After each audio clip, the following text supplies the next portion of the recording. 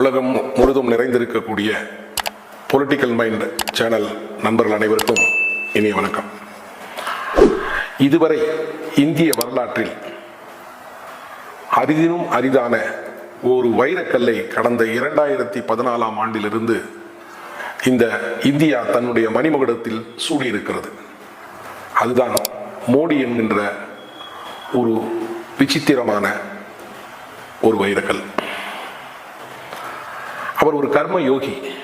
தனக்கென எதுவும் சேர்த்து வைத்துக் கொள்ளாமல், தன்னலம் கருதாமல், இந்திய நாட்டினுடைய மக்களினுடைய வளர்ச்சிக்கு தன்னை அர்ப்பணித்துக் கொண்ட ஒரு மாமனிதர். இவருடைய சிறப்புகளை பற்றி பேசுவதற்கு முன்னால் அவருடைய செய்வதற்கரிய ஒரு காரியமாக என்னுடைய அனுபவத்தில் நான் எடுத்துக்கொண்ட விஷயம் 2. ஒரு நாடு வளம் பெற வேண்டும், ஒரு மக்கள் தொழில் ரீதியாக பொருளாதார ரீதியாக மேம்பட வேண்டும் என்றால் அந்த நாட்டில் 2 விஷயங்கள் தலையாயானது. ஒன்று அந்த நாட்டினுடைய உள்கட்டமைப்பு, மற்றொன்று அந்த நாட்டினுடைய பாதுகாப்பு. 2014 மோடி பிரதமராக பதவியேற்ற உடனே அவர் கையில் எடுத்த முதல் 2 விஷயங்கள் இது. கடந்த 11 ஆண்டுகளாக இந்தியாவினுடைய கட்டமைப்பை, உள்கட்டமைப்பை, சாலை வதைகளிலிருந்து விமான போக்குவரத்து, கப்பல் போக்குவரத்து, தரைவழி போக்குவரத்து போன்றவற்றை, அதற்குண்டான திட்டங்களை மிக அற்புதமாக திட்டமிட்டு செயல்படுத்தியும் காட்டியிருக்கிறார். 2014க்கு அப்புறமாக இந்தியா முழுக்க கன்னியாகுமரியிலிருந்து காஷ்மீர் வரை 4 வழிச்சாலைகளும் 6 வழிச்சாலைகளும் நாட்டினுடைய முக்கியமான நகரங்களை இணைத்திருக்கிறது. இது தொழில் பெருக்கத்தை உள்நாட்டிலே மேம்படுத்தும்.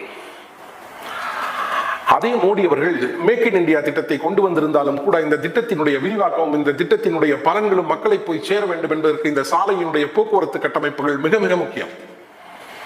அதற்கு முக்கியத்துவம் அளித்து இந்த இந்தியாவிலே இந்த 4 சாலைகளும் 6 வழிச்சாலைகளும் மிக அற்புதமாக கட்டமைக்கப்பட்டன. காடுகளாய் இருந்த மத்திய பிரதேசத்தையும் தீவிரவாதிகளின் புகலிடமாகவும் கூடாரமாகவும் உற்பத்தி இடமாகவும் இருந்த ஊபியை இன்றைக்கு ஒரு மிகச்சிறந்த ஒரு தொழில் நகரமாக மாற்றியிருக்கிறார். இது உள்நாட்டு கட்டமைப்பு. சர்வதேச விமான நிலையங்கள் அனைத்தும் பாராட்டப்படக்கூடிய 6 வழி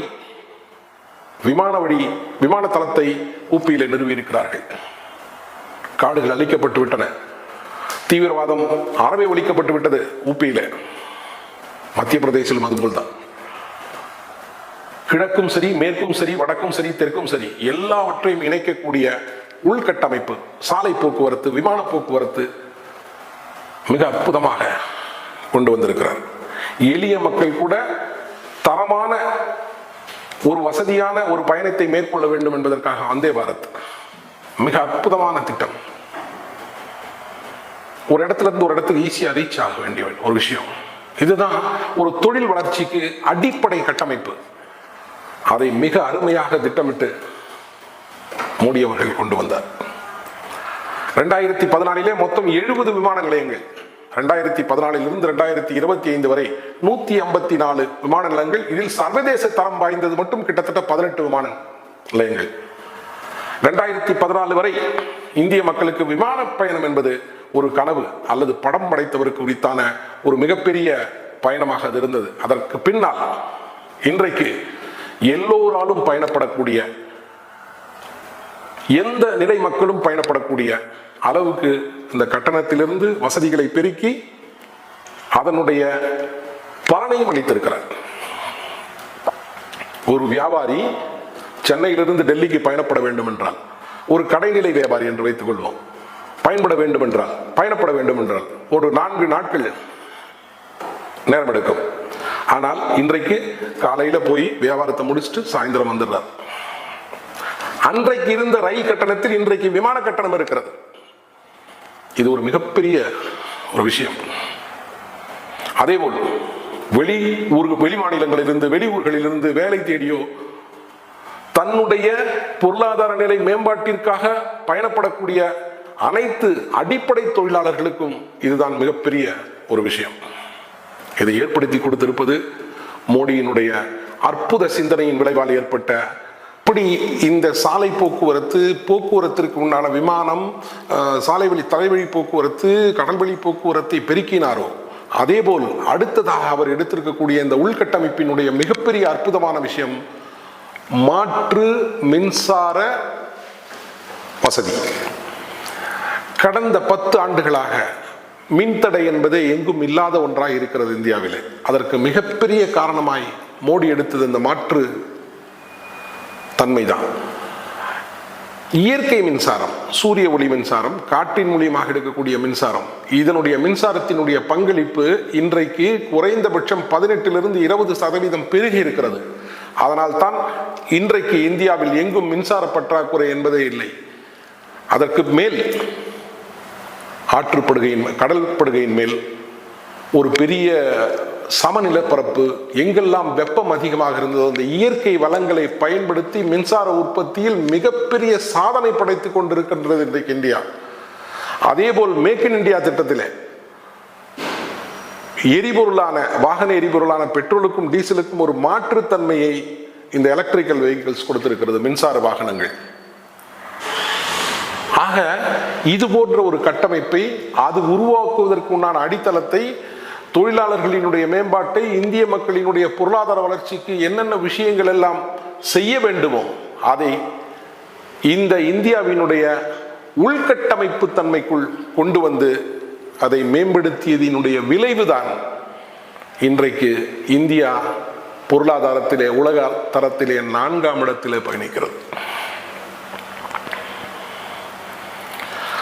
எத்தனை விமான நிலையங்கள், விமான போக்குவரத்து, சரக்கு போக்குவரத்து, தொழில் பெருக்கத்திற்கு உண்டான அனைத்து திட்டங்களையும் செய்திருக்கக்கூடிய ஒரு மாபெரும் மனிதர் மோடி அவர்கள்.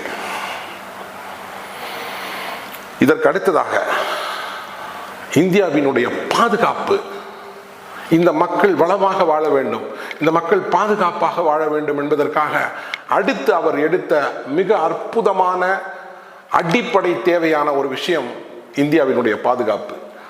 அந்த இந்தியாவினுடைய பாதுகாப்பு திட்டத்தில் அவர் வகுத்து கொடுத்த, அவர் ஏற்படுத்திய, அவர் விளைவித்த ஒரு மாபெரும் புரட்சி தான் இந்த பகல்காம் போருக்கு பின்னால் இந்திய நாட்டை உலக நாடுகள் எல்லாம் திரும்பி பார்க்க வைத்திருக்கின்றன. பிரமோஸ் ஏவுகணையாகட்டும், S-400 ஆகட்டும், இந்தியாவினுடைய தொழில்நுட்பத்திலே தயார் செய்யப்பட்டிருக்கிறது. இன்றைக்கு அதை வாங்குவதற்கு எத்தனை வெளிநாடு, உலக நாடுகள் காத்திருக்கின்றன, கியூல காத்திருக்கிறாங்க. ஒரு மிக அற்புதமான ஒரு விஷயம்,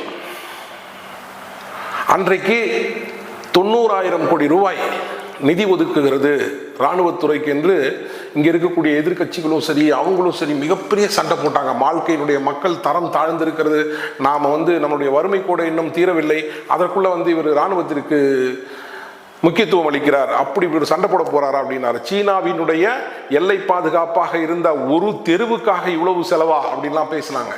ஆனால் இன்றைக்கு உலகமே வியந்து பாராட்டி கொண்டிருக்கக்கூடிய தன்மை. ஒரு புல்லட் ப்ரூஃப் ஜாக்கெட் கிடையாது. இன்னைக்கு அங்கு வேலை செய்யக்கூடிய அனைத்து இராணுவ வீரர்களுக்கும், அவருடைய பாதுகாப்புக்கும் சரி, அவர்கள் நம்மை காக்க வேண்டிய தன்மைக்கும் சரி, எத்தனை பேருக்கு என்ன விதமான வசதிகள் செய்து கொடுத்திருக்கிறார்கள். புது புதான ட்ரோன்கள், எத்தனை ட்ரோன், எத்தனை நியூ இன்வென்ஷன் டெக்னாலஜி. இது வெளியே தெரியாமல் இருந்தது, இந்த பகல்காம் தாக்குதலுக்கு பின்னால் வெளியில் தெரிந்திருக்கிறது.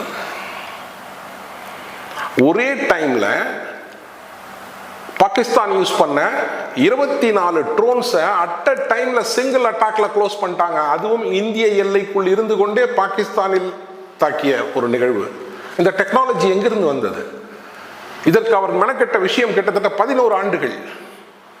யாருக்கும் பெருசா சொல்லிக்கல, துண்டு போட்டுக்கல, மைக்கு போட்டு பேசிக்கல, விளம்பரப்படுத்திக்கல, கேமரா எடுத்துட்டு போல, எதுவுமே இல்லை. ரொம்ப ரொம்ப சைலண்டான ஒரு விஷயத்தை, ஒரு மாபெரும் புரட்சியை இந்திய மக்களினுடைய வாழ்வாதாரத்திற்கு, இந்திய மக்களினுடைய முன்னேற்றத்திற்காக செய்து கொடுத்த விஷயம் இந்த பாதுகாப்பு விஷயம். ரொம்ப சிம்பிளா போனார் சார். ஒரு மொரிஷியஸ் தீவில் அவர் அப்போஸ் பண்றாரு, கச்சத்தீவில் போய் சேர் போட்டு உட்கார்ந்தாரு. இம்மீடியட்டா அத்தனை ஃபிளைட் டிக்கெட்ஸ், அத்தனை ஹோட்டல்ஸ், அத்தனை டூரிசம் மொரிஷியஸ்ல கெட்டதா இல்லையா? இதுதான் மோடியினுடைய வலிமை.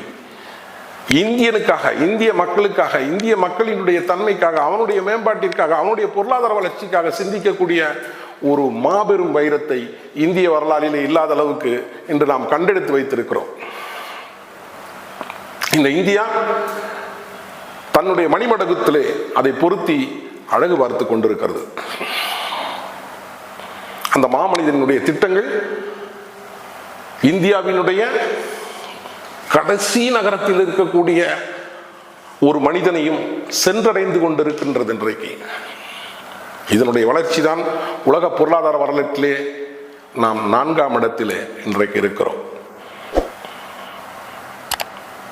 ஆக அவரை போற்றுவோம், பாராட்டுவோம், அவருடனே பயணிப்போம். நன்றி நண்பர்களே.